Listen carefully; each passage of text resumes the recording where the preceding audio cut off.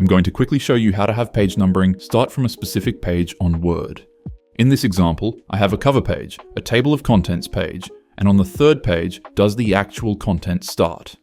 This is where I want my page numbering to start.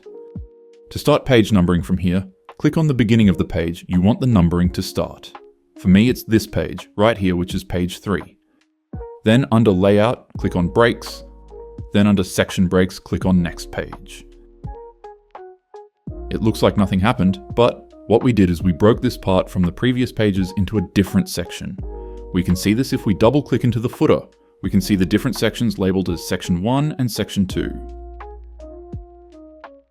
Now click back onto the page you want the numbering to start.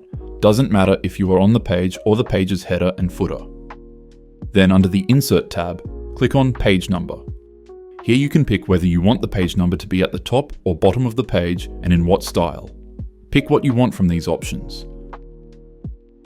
As you can see, we got the page numbers, but it says page 3 instead of page 1. To change that, under the Header and Footer tab, click on Link to Previous to deselect it.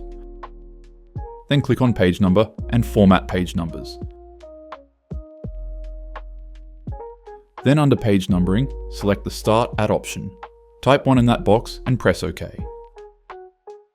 As you can see, the page numbering starts from my document's third page now and is continued over to the next pages.